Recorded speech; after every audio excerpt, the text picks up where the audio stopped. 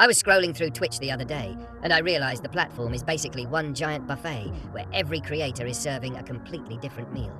Some people are running 5-star restaurants with incredible entertainment. Others are handing you cold leftovers and acting like they're gourmet. That's what makes Twitch fun, though. Nobody has the exact same style, and if they do, chat will sniff it out in about 5 minutes. So I figured we'd run through a bunch of the biggest streamers and talk about what makes them work, where they fall flat, and whether I'd stick around after clicking on the stream or immediately hit the back button. Starting with Cenat, this guy has somehow turned pure chaos into an actual science. Every stream feels like someone forgot to tell him to lower the energy by about 80%, and somehow that's exactly why millions of people watch. Whether he's bringing celebrities on stream, doing marathon events, or screaming because somebody breathed too loudly, there's always something happening. Even if you don't personally enjoy loud content, you've got to admit he's mastered audience engagement. Dead air practically doesn't exist. On the flip side, if you're looking for a relaxing stream, you're in the wrong neighborhood.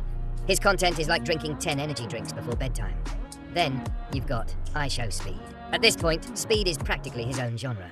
The guy can turn walking into a room into a viral clip. His biggest strength is unpredictability. You genuinely don't know what's about to happen next, and that's incredibly difficult to manufacture. The downside is that unpredictability sometimes becomes exhausting. Some viewers love the non-stop insanity, while others tap out after 10 minutes because their ears have filed a formal complaint. Then there's Pokimane. One thing she's consistently done well is adapting over the years. Plenty of creators get trapped making the same content forever, but she's shifted formats multiple times while keeping a loyal audience. Her streams are generally more relaxed and conversational compared to the high-intensity creators. Some people call that boring, but honestly, not every stream needs explosions every 30 seconds. Sometimes people want something comfortable to watch while eating dinner or working. Ludwig is another interesting one, because his strength isn't necessarily being the funniest person in every room. It's his ability to build entertaining concepts. He understands pacing, collaboration, and presentation better than most people on the platform. Whether it's game shows, competitions, or challenge streams, there's usually an idea holding everything together instead of hoping random moments carry the broadcast. Asmongold is fascinating because he somehow makes talking about games almost as entertaining as playing them. He's blunt, rarely hides what he thinks, and that's exactly why people tune in. You always know where he stands. The downside is that his style isn't for everyone. If you disagree with him, you're probably going to hear about it for 20 minutes straight. Still, consistency goes a long way, and he's built an audience that knows exactly what they're getting every single stream.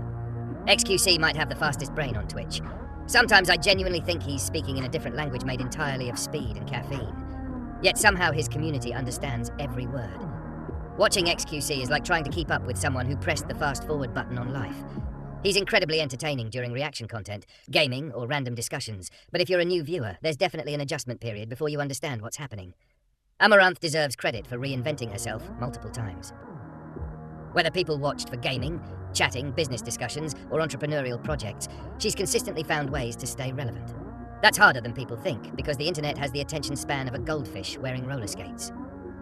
Shroud is almost the complete opposite of the loud creators. He's calm, ridiculously skilled, and lets gameplay do most of the talking. Watching him play competitive shooters sometimes feels unfair, because he'll eliminate someone before you've even located the enemy on your own screen. His streams aren't built around overreactions, they're built around excellence. If you're into competitive gaming, that's hard to beat. Then you've got Queso, whose rise has been one of the more entertaining stories recently. His biggest strength is personality. He has this ability to laugh at himself while making chat feel like they're hanging out with a friend instead of watching a performance. That's surprisingly rare. Plenty of creators try to manufacture authenticity, but audiences notice when something feels forced. Queso generally comes across as comfortable being himself, and viewers appreciate that.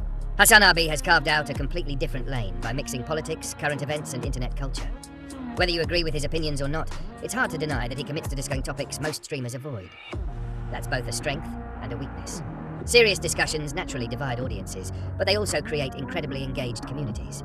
Sodapoppin is one of those veterans who somehow still feels relevant after all these years. That's impressive because streaming trends change constantly.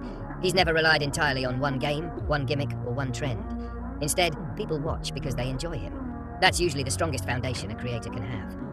Then there's Mizkif, whose content usually thrives on interactions with other creators. Collaboration is one of his strongest qualities because he knows how to bounce off different personalities.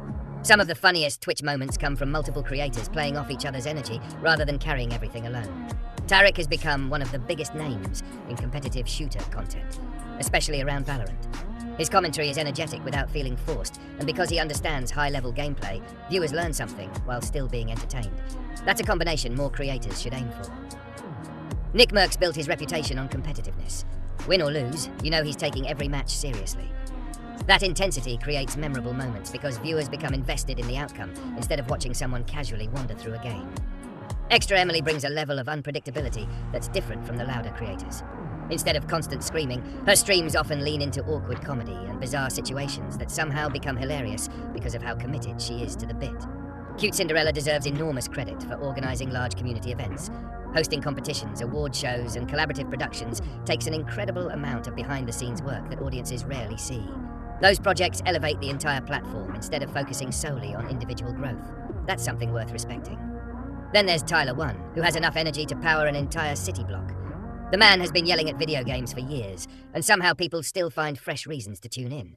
Part of that comes from authenticity. You never get the feeling he's pretending to be passionate. If he's excited, you'll know.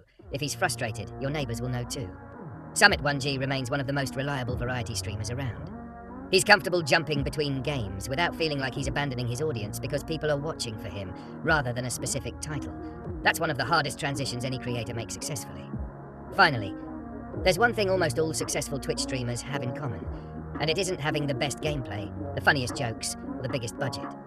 It's consistency. Viewers return because they know what experience they're signing up for. Whether that's high-energy chaos, calm, competitive gameplay, thoughtful discussions, hilarious collaborations, or laid-back conversations, the creators who last are the ones who understand exactly what their audience wants and deliver it over and over again. Not every streamer will appeal to every viewer, and that's completely fine. Twitch works because there's room for dozens of different styles, instead of one formula everyone copies. If every stream looked identical, the platform would become painfully boring. The best creators stand out because they lean into their strengths instead of chasing whatever trend exploded yesterday. That's ultimately what separates a memorable streamer from someone you forget 5 minutes after closing the tab.